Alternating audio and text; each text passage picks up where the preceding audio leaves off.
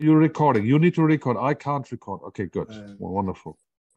Yeah, that's normal. That's normal. That's acceptable, isn't it? Yeah.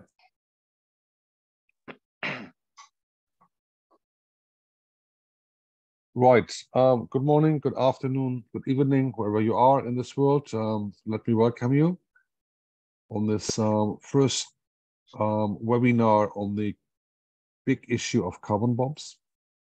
We have a couple of them in the making, together with Kühne, who is the leader, the founder, and director of Leave It in the Ground group. He is German, based in Mexico, and one of the key authors, together with Niels Bartsch, Julia Hickson, Ryan Driscoll Tate, and Andre Habe, on a peer-reviewed piece and an energy policy on the carbon bombs, which came out last year and created a wave in the community, a shock wave, because your assessment, your analysis, Kjell, together with your colleagues, revealed that we have worldwide about 425 carbon bombs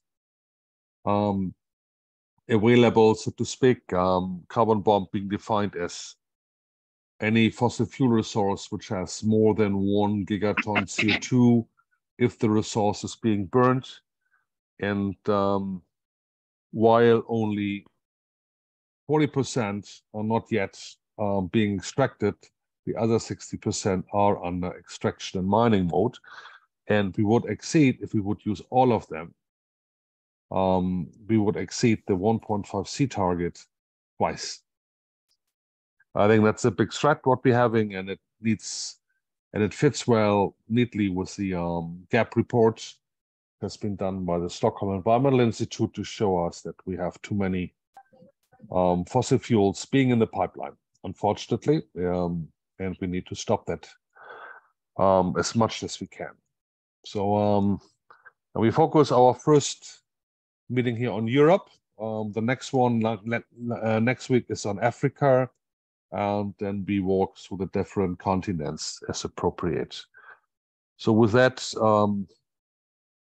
I like to give to Kjell. I'm Stephan Singer from Climate Action Network International, and we have fully embarked on promoting 1.5C as a survival target. We have been working recently on the IPCC, and we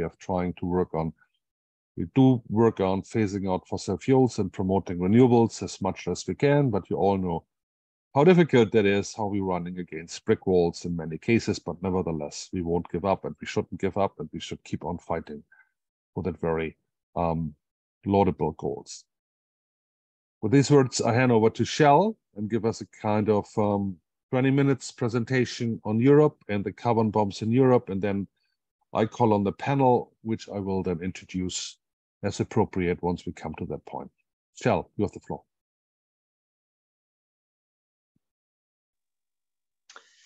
Thank you very much, Stephan, for the introduction. So let me share some slides about the research that we did on carbon bombs and the European picture.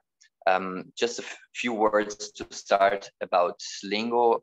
It's the Leave It in the Ground initiative. We exist to accelerate the fossil endgame and the exit from fossil fuels, and we do so via activities such as identifying the carbon bombs. We have set up a climate action matrix called fossil-free zones, which highlight the pioneers of going fossil-free around the world.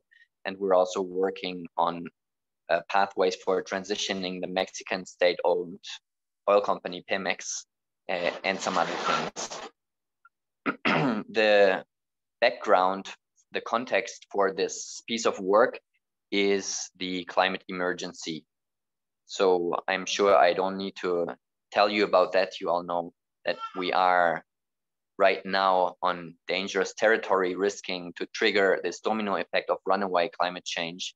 And every bit of fossil fuels being burned is more fuel on the fire. So we need to phase out fossil fuel burning as quickly as possible. And in that context, we asked a very simple question, and that is, what are the biggest fossil fuel projects in the world? And surprisingly, it is a question that had not been answered.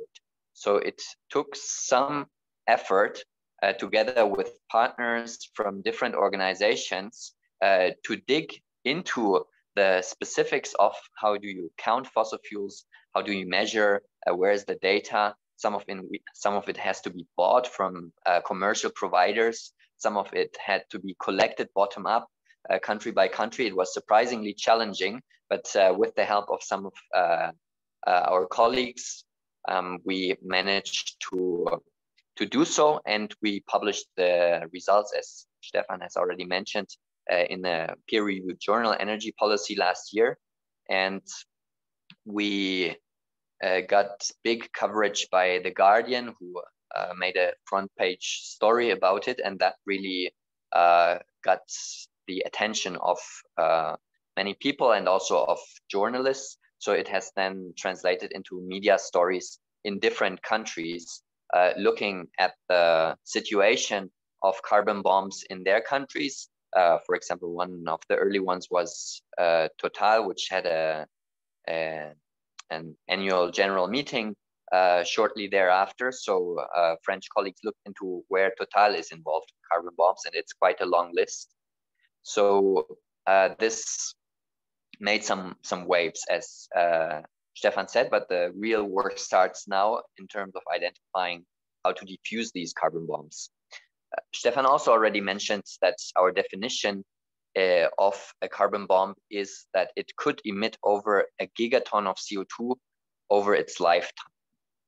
And we do a very simple calculation. Here we have one emissions factor for oil, one for gas, and for coal, it depends a little bit on the coal type.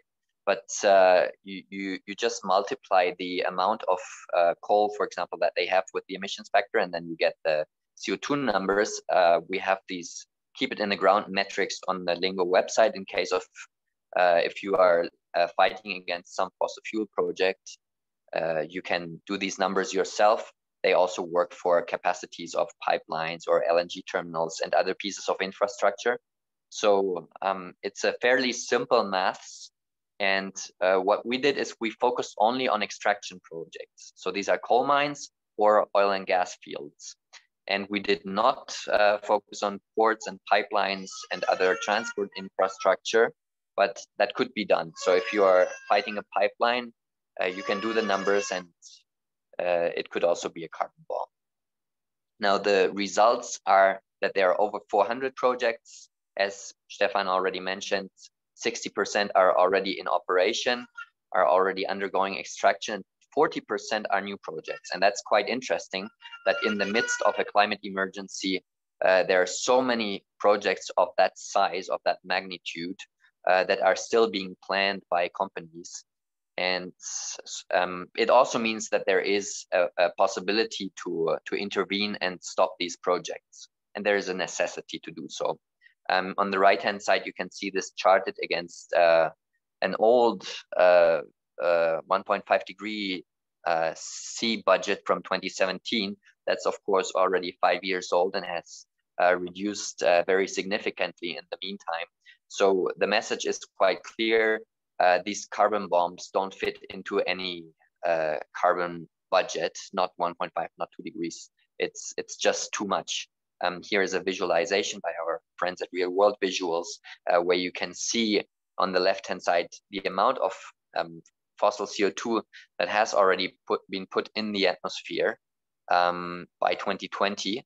And then on top, this little shaded area, that's the remaining carbon budget. And then you can see the carbon bombs here. And it just doesn't work out. So in order to deal with these carbon bombs, we have proposed a strategy with three pieces, 3 parts. The first is stopping new projects, no new fossil fuel projects, no new fossil fuel extraction projects. And this is in line with the science, and even the International Energy Agency has already recognized that in their net zero scenario. The second one is what we call harvest mode. And this means that existing projects do not spend new capital on expanding. They just maintain the infrastructure that they already have and harvest fossil fuels from the existing pipelines or wells and so on, or existing coal mines, but don't spend new capital on you know, expanding the extraction. If that were to be done, extraction would decline quite rapidly, almost in line with 1.5 degree scenario. And this harvest mode could also be an interesting proposal for investors, because when you do that, normally oil and gas companies, they spend a lot of money in exploring new places, opening up new frontiers, in developing the next project. When they stop doing that, they have a lot of money in hand, which they can give back to shareholders, which they could provide to a loss and damage fund, which they could invest in transitioning away from fossil fuels. So this harvest mode is a very reasonable proposal for existing fossil fuel actors to use what they have, but then start using an off-ramp of getting out of this destructive business, which is fossil fuel extraction. And then the third piece in this strategy of three pieces is early closure, which especially for coal, which is increasingly uncompetitive against renewables, even without accounting for the huge external damages that it causes, it just makes sense to shut it down and replace it with efficiency, with renewables and other ways of generating electricity and meeting electricity needs. So early closure is definitely something that is also needed, and there are a number of actors already figuring out how to organize it. So it's more a logistical challenge on how to shut these things down as quickly as possible. Now, looking at the global map, you will see, and these are summaries of all the carbon bombs in one country taken together. You will see a huge amount in China, of course, in the US also, in Russia, Australia, Canada, and then there is also a big cluster in the Middle East. And this indicates to us that as a climate movement, we need to be working more on China, on the Middle East, because right now there's very little in terms of challenging these projects going forward in those countries. And that is something that we are slowly taking up at LINGO, but we also hope that other actors will you know, join in dedicating more efforts to looking at those places. I would say in Europe, in North America, there are many actors already pushing back against these carbon bombs, but of course that's also our homework to stop these projects in our own countries. Now, turning to the list of European carbon bombs, and that was one of the outcomes of our research, was that we generated this list of 425 projects with names, with amounts of potential emissions. And that is a step on the way to making the conversation about fossil fuels and climate specific, because it is in these places that, as we say in Germany and England, say this is where climate change is made. And these are the projects where the climate emergency is caused. And we have to look at them specifically and see, are they moving forward? Are they slowing down, or are they taken off the list? And that is a very important indicator for progress or failure on the climate policy front, on the mitigation front. Now, the list of European carbon bombs, we have on the left-hand side a couple of countries that have 1 or 2 carbon bombs. And there's Germany with 2 lignite mines still operating, Bulgaria, Serbia, and Greece, also with coal. And then we have a couple of countries with shale basins where you need fracking to get that out. And then you have Denmark and Norway with offshore oil. Now, the projects with an asterisk and that are in italics are projects that haven't started yet. So those are potential, and in the case of these shale basins, I would say the probabilities are not so great to start them and to extract their full potential. So it's mostly coal offshore. So it is coal offshore and fracking that has to be stopped and shut down in Europe. And then on the right-hand side, we have Russia. And you can see just from the length of the list that is a huge player in this, and a much bigger issue than all of Europe taken together. And I have included Russia because in Russia, many decisions are taken in Moscow. Some of these projects would be in the Asian part of Russia, and we're starting this webinar series with Europe, but we will be looking at the different continents over the next weeks. Today we're talking about Europe, and we will hear about Svitlana on the dynamics between the Ukraine invasion and war and Russian carbon bombs. So just to point to this part of the picture where Russian carbon bombs are a huge amount. Now, what's next in this picture, in this landscape? We think that there is a three-step process which starts by identifying these projects. The second step is to understand them, to understand how they are set up, what their weak points are, and the third is to intervene and diffuse them. And to share something that makes me hopeful about being able to diffuse them is the timeline of these projects, because they are so huge. They take years to prepare and find the finance to make them operational, and then they take decades to operate, and they usually take over 10 years to break even, to even recover the initial investment. This means that these projects move very slowly, so that gives us as a movement time to intervene, define strategies, and to throw spanners into the works of these huge machines and slow them down or cancel them. So this slow speed of the carbon bombs is good news and provides openings. And here is a piece of work that we have done also together with colleagues from Urgewald last year on understanding the picture of the Russian carbon bombs. And we figured out who are the foreign investors in these companies. And we found over 400 foreign institutions investing money into the companies setting off the Russian carbon bombs, over 40 carbon bombs. And we published that, and it created some noise for the banks and investors who had money at stake there. Another point of intervention are supply chains. That is a line of work that needs to be developed more, but I see it as a huge potential because these projects are so huge, and the oil and gas carbon bombs combined are responsible for 45% of global oil and gas extraction. That this oil and gas is going everywhere.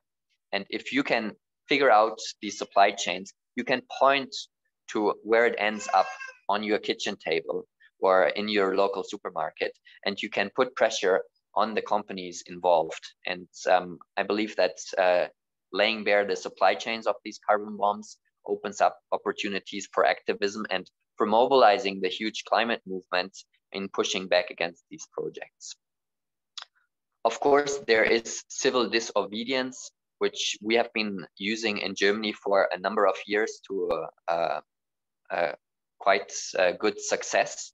And there are increasingly more people around the world who are taking this seriously and saying it is my duty to intervene and I will risk going to jail. And in fact, judges in different countries have recognized the necessity defense, which means I have to do this to avoid a greater harm. So this necessity defense is being used by climate activists who are stopping fossil fuel projects around the world, and it is increasingly recognized by judges. So I think this is also a thing that makes me hopeful that a bold climate movement against fossil fuels is possible and is right. In this situation, in this historic moment we're finding ourselves in, it is right to do what you can, even risking your liberty, your freedom to stop these destructive projects. There's litigation going to courts, which I think Clara will talk about, that different organizations are using. And it's also necessary to reframe. Carbon bombs is already a reframing of fossil fuel projects as something dangerous. And fossil gas also needs a reframing. Still too many people speak of natural gas, but fossil gas is methane. It's a very powerful greenhouse gas. It should be kept in the ground. And an interesting thing about methane is that it creates its climate impacts in the near term. So after 7 years, half of the methane that you have emitted is already gone again. So in these 7 years, it creates a huge heating impact. And if you're not that familiar with the physics of it, let me tell you that half a degree of the warming that we are seeing right now is from methane. So it's very significant. You know, we talk a lot about CO2, but methane is very significant, and it's very interesting that it washes out of the atmosphere so quickly. So an emergency phase out of fossil gas gives us a tool to avoid near-term climate impacts, and that is a very powerful framing and something that really gives us something to do about the climate emergency, and that is a fossil gas phase out and an emergency strategy to bring down methane. Another way of reframing the conversation about fossil fuels is to talk about the death and damage associated with these projects. And there is scientific work quantifying the damages related to fossil fuels. Rick et al. In Nature put this at $417 per ton. So that means for a carbon bomb of 1 gigaton, this would be $418 billion of damages from that project alone. And just remember, there are over 400 projects, and many of them are much bigger than just 1 gigaton. And the mortality cost of carbon quantifies heat-related deaths, people who die from extra heat. And this is quantified at 1 extra death per 4,400 tons of CO2. So when we translate the amounts of CO2 in these carbon bombs into extra deaths, we arrive at 200,000 people who are going to die from every single carbon bomb. And these are huge numbers, and these need to be on the table when people discuss about it. So the last thing I want to mention, and that is a big, big glaring hole, is a serious conversation of governments about climate and fossil fuels. That conversation is long, long overdue, and we need somebody to step up and convene that conversation. So I've put here some people who have been, doing or saying things about climate, who are in leadership positions in politics.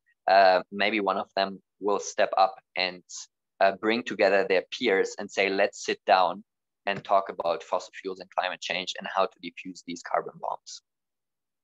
Thanks.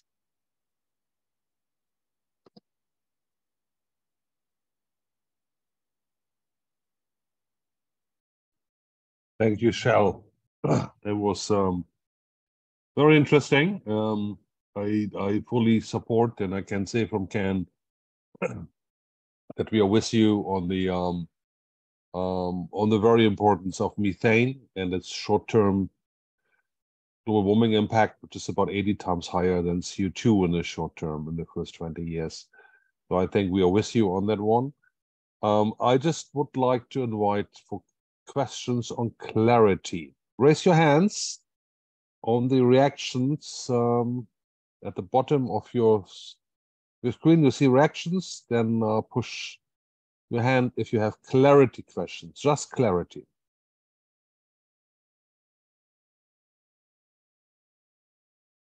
Everything was clear, obviously.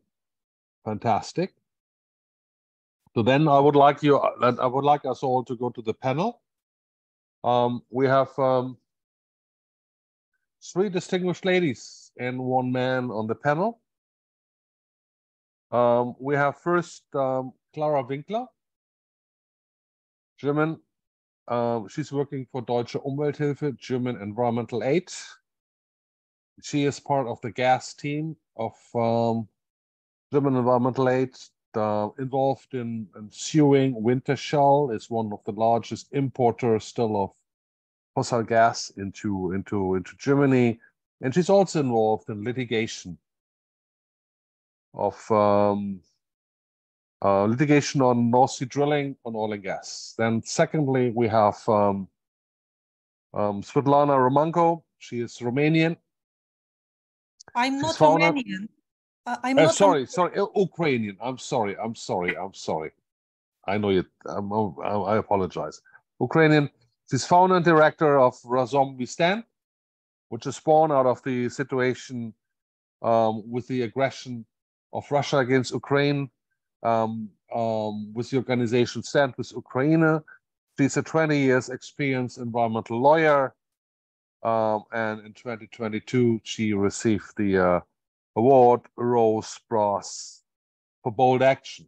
So Svitlana is one of the outstanding activists in Eastern Europe and the Ukraine in particular. And then we have, as a third person, we have Guy Prince, coming from the Carbon Tracker Initiative. He's a senior analyst on the risks of oil and gas industries and generally upstream and downstream. He is focusing on downstream sector and future of oil displacement, looking into what's happening in the future. And he is an investment lead for the Carbon Tracker Initiative on stranded investments. So I would suggest we start with Clara, please. Yours is the floor. 2 minutes for the intros, and then I'm going to ask questions. Thank you very much for the invitation and for this very interesting presentation on carbon bombs.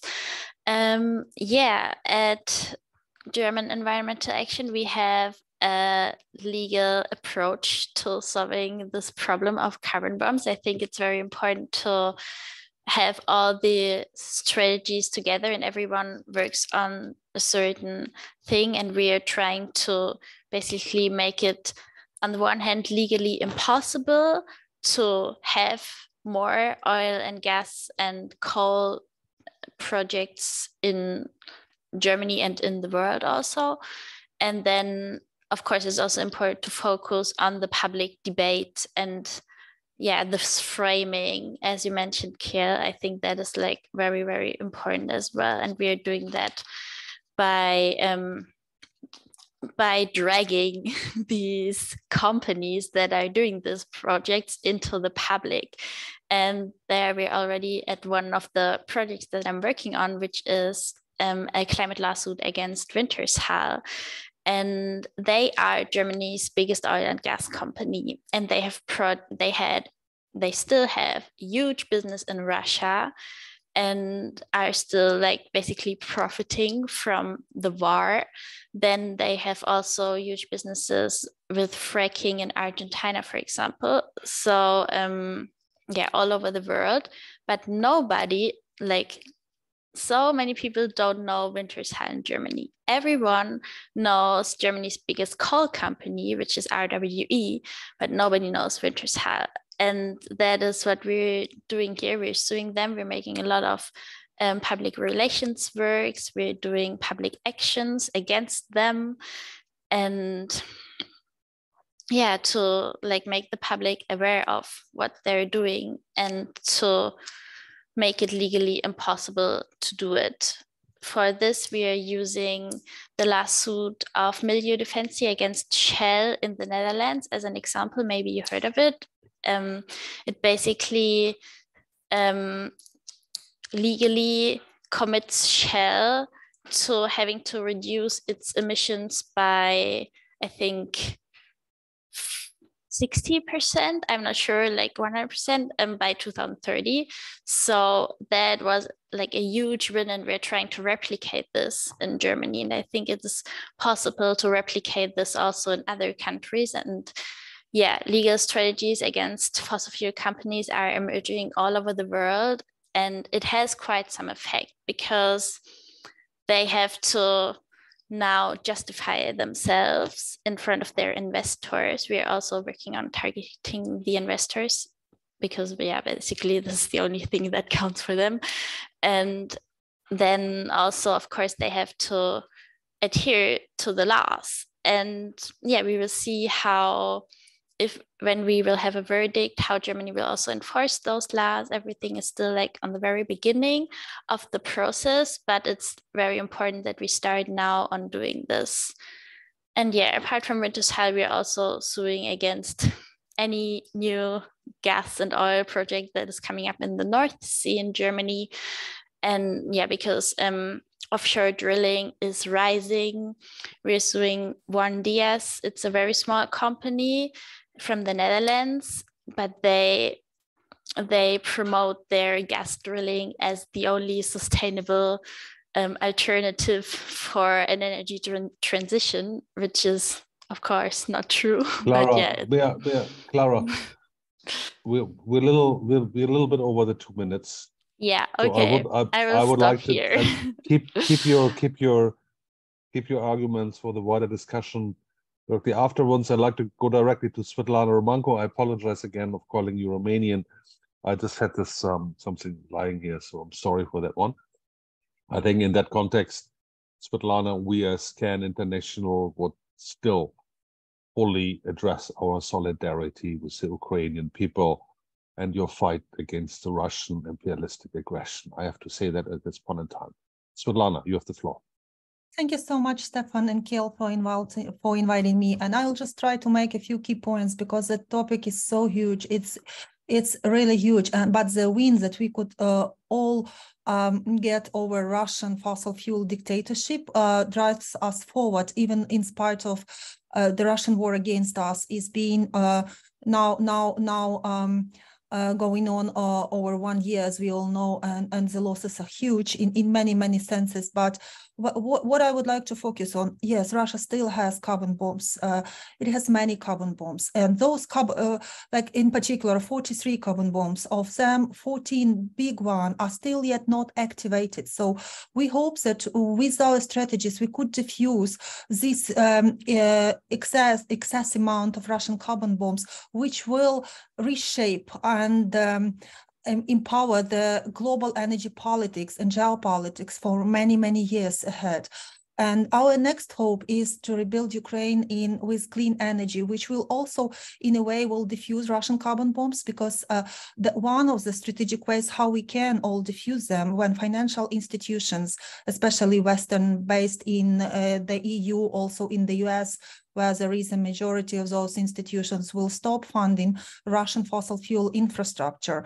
And of course, we've seen some action towards embargo on Russian fossil fuels that we've demanded, but it's not been going easy, as we see. We have an oil embargo, partial oil embargo, coal embargo, and embargo all on petroleum products as well. And just recently, Russian carbon bombs started feeling affected by the consequences of this fossil fuel embargo. But still, there are some Western companies, namely Baker Hughes, that have helped Russia to expand in gas sector even further with the Arctic LNG, the second project. As far as I know, this project has been postponed because of a lack of Western investments into this project by the end of 2023. But if activated, if embargo sanctions in any way might be lifted, which should not happen. So we will clearly see how this carbon bomb got activated again. And we also have seen very disturbing developments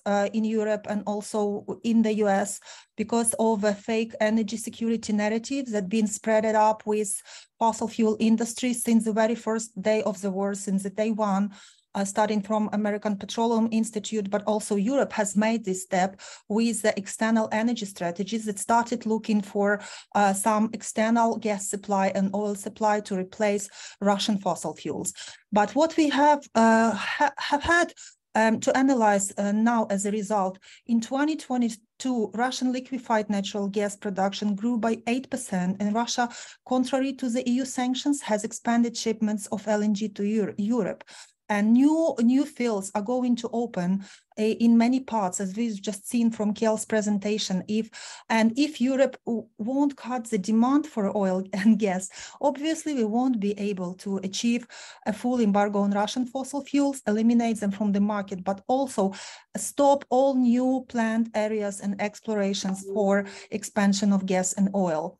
And Svitlana, I don't want to interrupt you, but I think we'd agreed that you talk about 2 minutes, and then we carry on a discussion. So keep your spirits, keep your stamina, keep your arguments for the discussion. Sorry for that one. I'd like to go to our friend Guy Prince from Carbon Tracker. Yeah, I think I introduced you before, Guy. So please, sure, have your 2 minutes and. Yeah, perhaps useful. I think we'll get on to kind of different strategies later, but perhaps useful if I just touch on Carbon Tracker more broadly before carbon bombs. So our kind of mission really is to help society limit global temperature rise to Paris Agreement goal of 1.5, and we believe we can achieve this by trying to impact the overall financial system to accelerate the move away from fossil fuels towards a low carbon energy system. And we do this at Carbon Tracker through in-depth research and outreach through in a sort of a few key ways. So we highlight the financial risks of continuing to invest in the fossil fuel system, which is obviously really relevant to carbon bombs. And these risks, that includes those resulting from policy action on climate, but as well as demand substitutions, oil displacement on refineries is a good example. We provide analysis on the credibility of climate and transition plans, which helps support investors and society more widely to help hold corporates, financial institutions, and policymakers to account. And then we communicate the financial benefits of the new technology. So renewables, batteries, looking at the kind of learning curves and things like that, trying to highlight these benefits. So these opportunities for both policymakers and investors. And then we engage and advise stakeholders on how to respond and evolve through the energy transition, focusing on how capital is allocated and the regulatory environment. So I guess the headline vision, which is on our website, which I quite like, is aligning capital market actions with climate reality. If I've still got 30 seconds, just touching on carbon bombs, they kind of epitomise a bad and a risky investment in oil and gas, as Kjell mentioned earlier. They have long project duration, which means the investors and all stakeholders involved are dependent on long-term oil demand, which is obviously unlikely. And that's what they're banking on, and it prevents a serious financial risk to all those involved. So yeah, they're kind of quite a good example, which is a bad term to use, of a dangerous investment in upstream oil and gas with an accelerating energy transition. But I'll hand back, Stephen. Hopefully I haven't gone over 2 minutes. That's fine. Thank you, Guy. Now, before we go to discussion, I would love to have Kjell to present shortly the presentation from our friend Anuna de Wever from Can Europe, which unfortunately is not able to be here because of a sad private event. So Kjell, are you ready to do that? Yeah, let me share my screen again. So Anuna was so kind to send us her presentation, so I'll just walk us through it. So the campaign, or the issue that Anuna is working on at Climate Action Network Europe, is the Corporate Sustainability Due Diligence Directive. that has been proposed by the EU Commission, and that is under discussions right now. And the proposal of Can Europe is to include climate due diligence in that piece of legislation. And so this corporate sustainability due diligence is thought or is used to avoid human rights abuses and environmental harms, and make sure that companies have to include these issues in their due diligence processes. And the climate due diligence could identify climate risks and then look into what companies are doing about these, and also establish some liability of companies, European companies, if they're involved in such things. And so the directive, the climate due diligence, if it were included in that proposal, could contribute to defusing carbon bombs by holding companies accountable and obliging them to include this in their contemplations, and making it impossible to get involved in these projects. On the LINGO side, we have been researching into the picture of carbon bombs and how such an obligation of taking account for the climate impacts of operations would make a difference to the picture. And we found 42 companies that are involved in carbon bombs, not only in Europe. You remember the picture of European carbon bombs, it's relatively limited, but many European companies are involved in carbon bombs outside of Europe. So we've found involvement of European companies in over 100 carbon bombs with over 330 gigatons of potential emissions from these projects. And for example, BP is directly involved in 6 carbon bombs with a total emissions potential of over 30 gigatons CO2.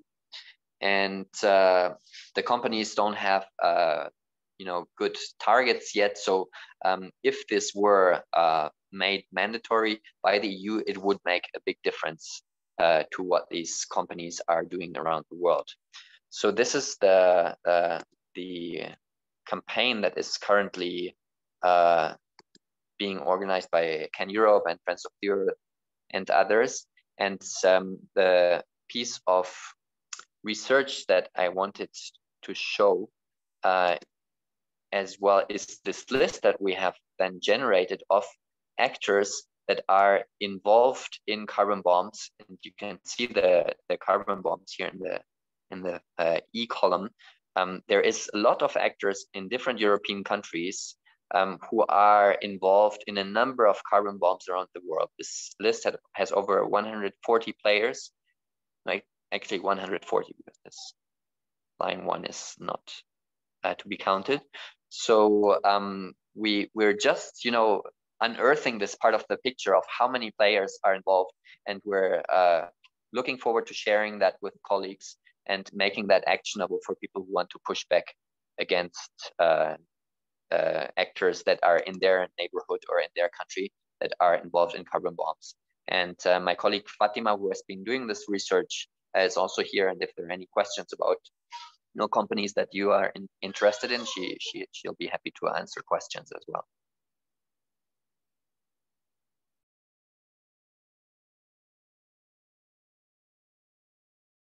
Thank you, Kjell. Are there any questions to Kjell on clarity? Doesn't seem to be the case, so I just suggest that we go directly into the discussion of the panelists. And I'd like Kjell to join that one. Panelists would be basically Svitlana has left. Okay, it would be Guy, it would be Clara, it would be Svitlana, but she has left apparently. I just see her not on the screen. She might have internet problems. It's okay. So we might come back soon. So let's start with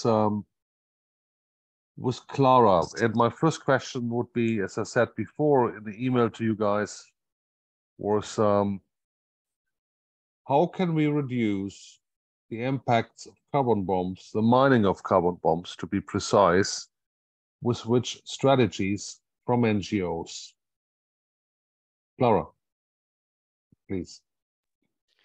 So I think to reduce the carbon bomb mining, it's important to focus on the two things I mentioned before, which is in the first place lobbying and like influencing the public debate around carbon bombs and not making them acceptable anymore in our society in these times.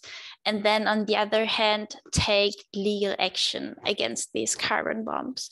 In my opinion, those two are the ones that have the most impact towards blocking carbon bombs, because I don't think that governments at this point will take the necessary regulations themselves, because they could have done this already. So it is up to us to push them to do this.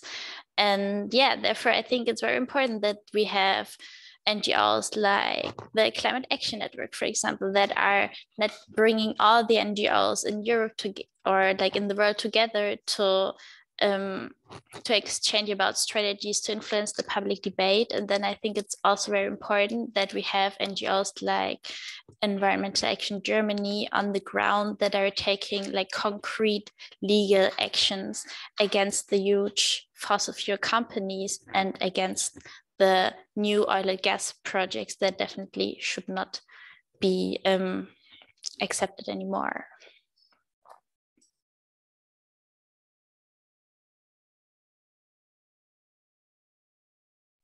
You're on mute, Stephan. Thank you. I'm sorry. So I understand it's about legal action, it's about litigation, it's about bringing folks to the court as a primary action, not only in Germany, but generally. Gui, what do you think? Yeah, sure. I mean, I think given the the power behind those driving these projects, I would suggest we need all strategies. I don't think any one is probably a solution. And I've sort of talked a bit already at Carbon Tracker. Our aim is to highlight the financial risk, and these carbon bombs, I mean, they're not just bombs in the sense of their emissions, but they're bombs in terms of a financial risk, albeit a slightly slower ticking one.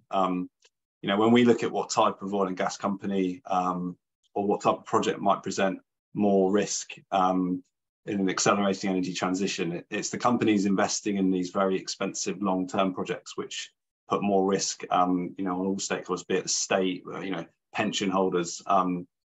And these types of projects are so clearly a bad idea, not just for the climate, but it's just given the rates of renewable energy rollout, they're really dangerous for stakeholders in an energy transition. And I just think this is an important aspect to highlight, and it's certainly something that we publish every year on asset stranding risk. And I think this is definitely something that we can try and fold into that, which will hopefully help. So I think it's an important issue to just to highlight, which can help garner stakeholder pressure on companies looking at new carbon bombs that inherently have this type of risk. Okay. Thank you, Guy. I think Svitlana rejoined us, so my question goes to her. As a country which is not in peace, the country is at war. So if you look into the issue of stopping carbon bombs developing, not only in Ukraine and your country, but also elsewhere, and looking into promotion of renewables, energy efficiency, storage, significant grid transmission, what we all need for coming to 100% renewable energy supply. So what do you think, from your perspective, in this horrible situation you're in Ukraine, what needs to be done to basically address carbon bombs? Yeah, thank you, Stephan. Yeah, that's very critical question, and I do think that we still can do more as Europe, as United Europe, Ukraine included, because it's not only Russian war against Ukraine, it's a war against all European continent and against our climate goals, because no way that Europe could ever implement the European Green Deal without the largest country, which is Ukraine.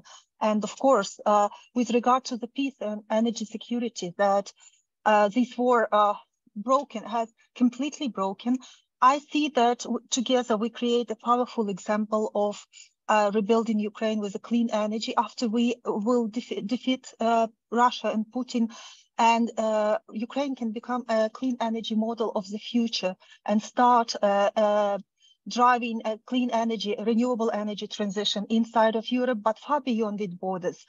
But it must happen in line with also legal action, because we also had filed the case against Total Energies and finally made Total withdraw from Russia. They did not want to do that, but they did.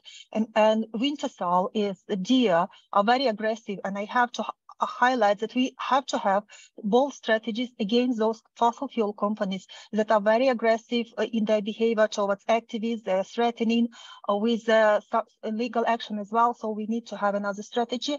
And also there is a successful case of Baker Hughes, which I mentioned today, when we just worked with the Scottish government, and there were some progressive MPs who made possible cutting state subsidies for Baker Hughes to work in Russia. So they won't receive any money from the Scottish government to continue supply Russian gas fields with the infrastructure, and actually they are all complicit in the war crimes, as we are trying to prove with the causal connection between their operations in Russia and also with the killing people in Mariupol and bombarding our territories day by day. And this must be legal accountability. And also we are speaking about confiscating the assets and the profits that fossil fuel companies made over the last year to rebuild Ukraine in green and implement a European renewable energy transition in general. So, and last, we have to eliminate the fossil fuel lobby influence on politics, on Brussels, EU Commission, EU Council. And I'm just on my way. I'm here in Brussels, and I'm on my way to the rally, which will happen today. Is the day of the EU and as a gathering of heads of state, and we will be demanding the full embargo on Russian fossil fuels. And because Gazprom Bank are still not under sanctions, so they are planning their next year, and their gas assets are still trading on stocks. So we have to complexly solve this issue with the whole Europe and not only Ukraine involved. Thank you so much. Thank you, Svitlana. My next question is, as I had raised to you before, is who could be the driver of decarbonization? Who could be the driver for stopping, developing, or even further using the carbon bombs, the large-scale exploitive mines of gas, oil, and coal? Clara, you want to start? Yeah.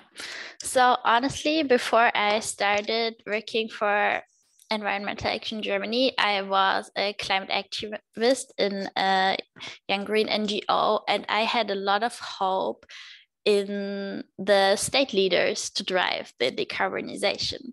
And then I attended several UNFCCC COPs and saw that they will definitely not be the ones that will drive the decarbonization, or they will even more be the ones that block decarbonization. So I shifted my focus, and I think NGOs and the society, like every single person that can be convinced that this is something we have to do and joins the movement, is the driver for decarbonization that we should focus on. Because yeah, most states are still focused on making the most of money they can from fossil fuels, and that will be like their biggest interest, because yeah, some of the biggest fossil fuel companies in the world are still state-owned, for example.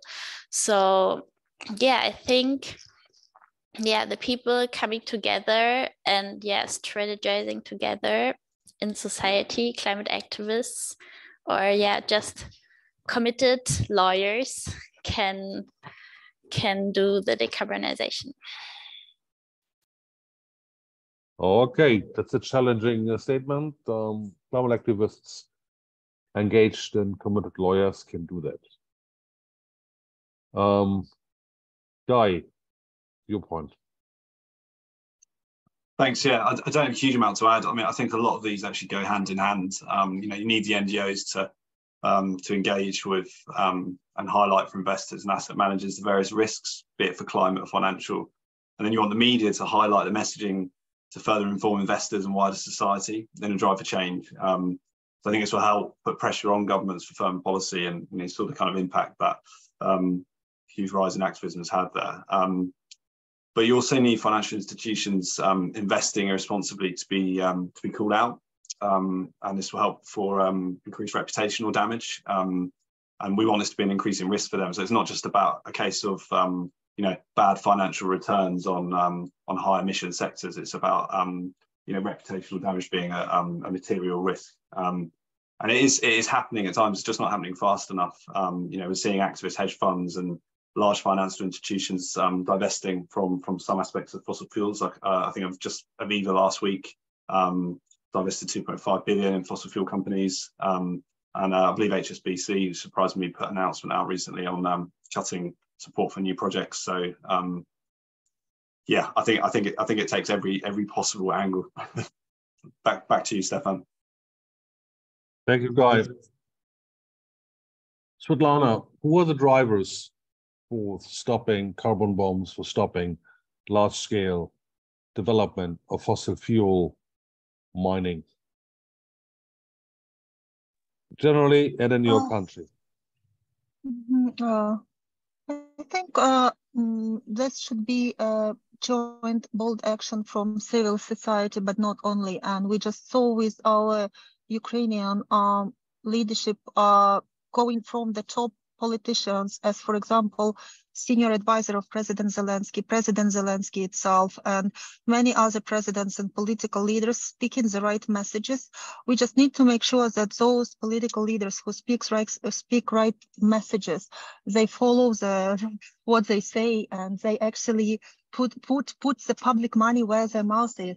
So that's really important that we cut state subsidies for fossil fuels in the nearest future, and we eliminate all hypocrisy in the way of being one hand saying yes, we completely stand with Ukraine and we support you, but at the same time, with the other hand, full of euros buying Russian oil and gas still, and actually increasing LNG exports, even due to ban. And I just specifically looked into Russian media preparing to the webinar, and what I've seen, they still put a big hopes on the sanction loopholes, and they really believe that governments and all relate, of course, fossil fuel companies who operate on the market, they won't still be allowing these illegal exports flow into European markets. And I wanted to really emphasize on the countries like the Netherlands, Belgium, and other countries of European Union. They are truly supporting Ukraine, but at the same time, they increase their demand in Russian oil and gas, while they should be cutting this demand and providing more energy efficiency. So I'm thinking about collaborating on a European strategy where all the governments really respond and follow their bold messages and promises. And as a people power representatives, we must hold them accountable. And I envision the big role is going to the think tanks and also international agencies as IEA, as IRENA, and others, and of course networks, including CAN International, including other networks we are part of, that can collide people's power into some foreseen and strong action against the fossil fuel industry. And of course courts, but courts are quite tricky, because if you in any way lose the case or just half succeed the case, it creates a bad precedent honestly, for fossil fuel companies that try to expand and build on that, there are harmful strategies, how to expand and more production and more expansion of oil and gas specifically. But of course, this must be done as well. And all those breakers, including sanction breakers, must be held accountable. Thank you. And rule of law. If we have rule of law principle, of course, it will be easier to impose legal actions onto the breakers of the regimes and sanctions and all others.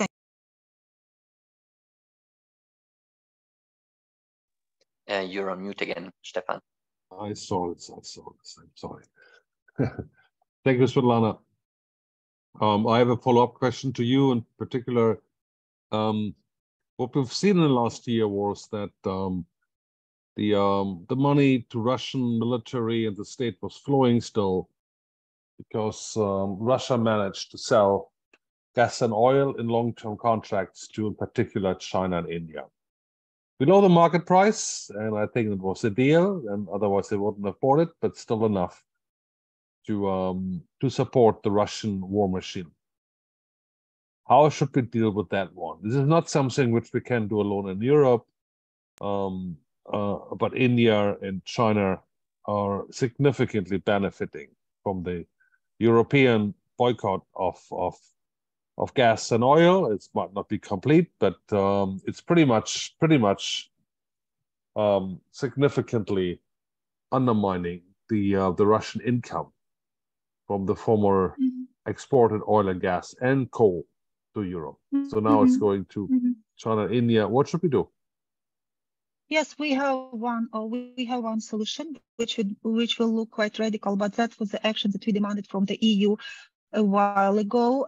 This is what we call loopholes in sanctions, because 62% of vessels who carry on Russian oil to India, China, South Korea, and Japan, and also coal, they are gray ones. It's a dark fleet of Putin's old vessels, but those vessels are all registered under the EU countries. So there is all power to EU Commission and they identify them.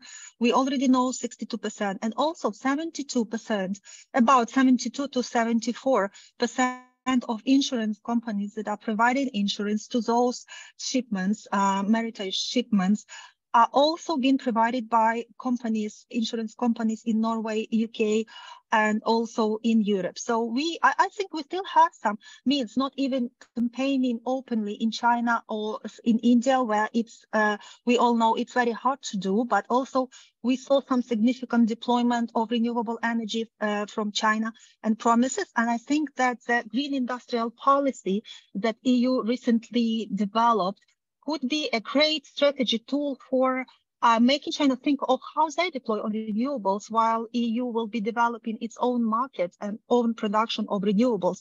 So declining dependency on China, renewable energy technologies and materials. So I think there is a way to move forward with no directly pushing on the countries where historically campaigning is very hard. But also we have had some successes in China when the war started with Asian Movement for Debt and Development. They were leading the process. And 3 China state companies refused to buy Russian fossil fuel shares after they were selling on the market, because we sent them a letter and many Asian organizations signed on, and it was a direct impact. So I believe we still can find the strategies. And one, what I just mentioned, closing the loopholes in sanctions when physically this shipment won't be possible, is one of the ways. But also on gas. Gas is still tricky, and until we sanction Gazprom and Gazprom Bank, as I said, in Europe, because the main operations are being done through European connections and banks. And this is not a coincidence that those most powerful money holders from Russian war regime has not been yet sanctioned, because it will cut all financial flows to Putin. But of course, there is much more to discuss. I'm happy to do it in another web. Thank you. So I would like to ask also Clara and Guy for very short last summaries from your point, and then we would go to, I would love to have also to hear from Kjell. So please, Clara and Guy first. Okay, So you mean in summary, what I suggest for the future? Yeah, keep it short, just bullet points for the future. Yeah, I think everyone should make the think for themselves, like as Kjell already said, how can you do this framing of like carbon bombs? How can you talk to other people about it? So to make it like unacceptable for the whole of society and politicians that we still have those, and then think about legal strategies to act against them, because at this point I feel like this is the only thing we can do. Thank you. Guy. Thanks. Yeah, I think as I mentioned earlier, like the carbon bombs and the associated production from those is they're kind of the worst case scenario for climate or for financial risk. So I think that's really worth bearing in mind for any of the work that we're doing. They're kind of worst case scenario. You know, whether it's energy transition driven by tech development and policy action, those holding these you know, money in these assets will be left holding the bag. And there's the lower demand for fossil fuel. The impact on the returns will be even bigger for these projects. But I think this has been a really useful call, and the narrative on carbon bombs is definitely something that we'll you know, bring into our thinking for our next report. So appreciate the invitation. Thank you, Guy. Kjell, I'd like to hear your comments as well. Yeah, thank you very much, and thanks everyone for sharing their thoughts and also their strategies and impactful work that you are doing. You know, I'm looking at the audience here, and I know everybody's working really hard on pushing, you know, on their fronts. So I asked myself, is there something that I can contribute to, you know, get things to the next level or become more even strong in what we do?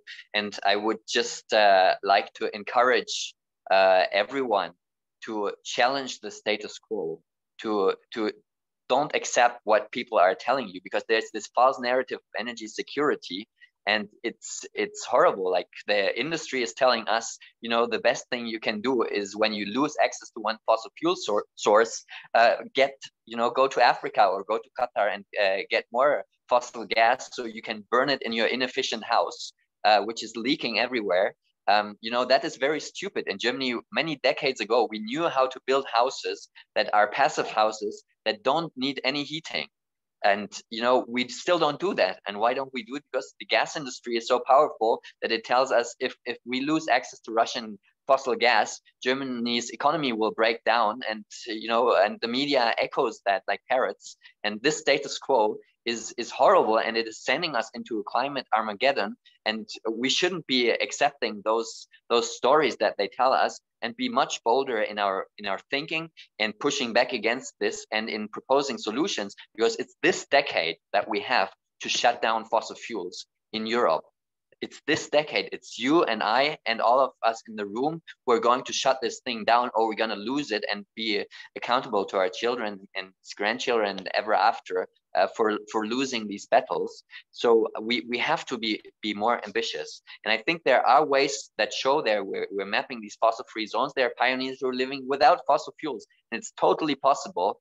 Today, it is possible to live a good life without fossil fuels. And if we're not doing it yet, we have not done our homework. And we need to do our homework, and we need to push back against anybody who tells you you must burn fossil fuels to be well off. So that's you know, as a framing. And I think the IPCC was very clear, and you know, we have our work cut out for us. And one of the things that I see that's not getting challenged yet is, for example, profiting from fossil fuels. I believe fossil fuel profits should be illegal, and I think if you really take legal principles seriously, you can argue that this is illegal to profit from the destruction of other people's property and of other people's lives. So I think that we should not accept that fossil fuel companies are putting that into their pockets, and shareholders are putting it into their pockets and saying, well, this is just the way the world works. It should not work like that. We have to challenge that status quo. And I think making fossil fuel profits illegal would be an important step forward to ending this fossil fuel game that is still being played right now by powerful actors who don't feel the heat. And moving forward, I would suggest that if you know somebody who cares about their carbon footprint, the next time you hear the word carbon footprint, tell them this is a framing that the fossil fuel industry has given you to lock you into running in circles and not challenging the fossil fuels. And let's go to exercise our carbon handprint. If you manage to diffuse one carbon bomb, it's not 1 ton of CO2, it's a gigaton. It's a billion tons of CO2 that you're keeping from getting into the atmosphere.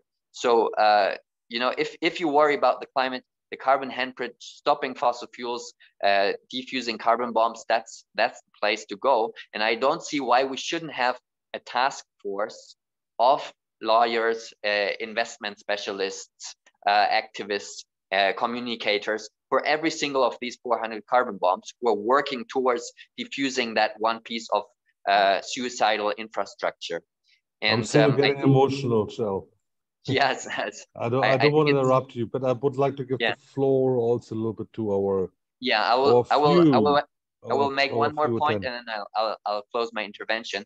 I would just like to point to the fact that out of that list, there is a huge number of carbon bombs that I call unattended carbon bombs. And those are carbon bombs in places where civil society is not as strong, where civil political liberties are not as wide, and it's very difficult. I see we have Mariam from Climate Action Network Arab World here with us, and you know that is one region that we've been working on a little bit, and we know how challenging it is in those countries to push back, even question these projects. And I think that we need to look that way, and we need to look at what's happening in China, what is happening in the Arab world, what is happening in Russia also, and in Central Asia, and find ways to collaborate.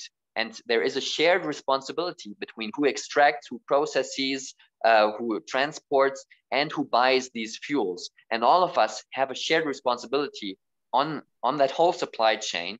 And we have to find ways to translate that into actionable ways to slow this down and you know, get out of these projects. So I think there is a huge new agenda of addressing carbon bombs in places where nobody's looking yet.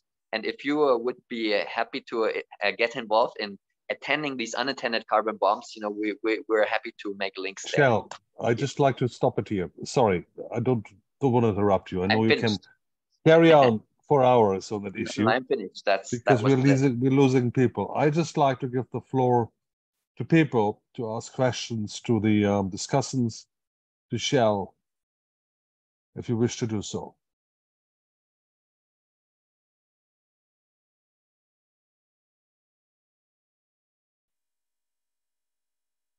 There's no question. Just a comment for Kjell. I think there was an article today about a new paper looking to a call for charging big oil firms for with homicide.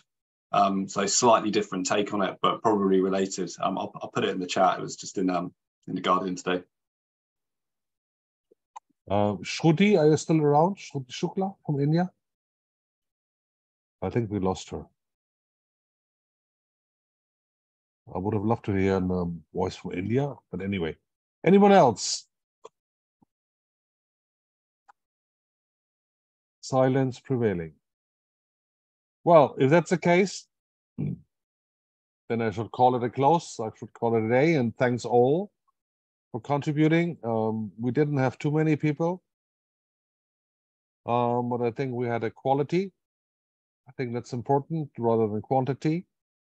And I think we will look forward to have the next debates and the next exchange on carbon bombs in Africa next week on Tuesday. We work on that one, Kjell and I, with our potential speakers. And in that respect, I wish you all a nice evening, a nice day, wherever you are. Thank you very much. Thank you. Bye. Thanks. Bye. Bye.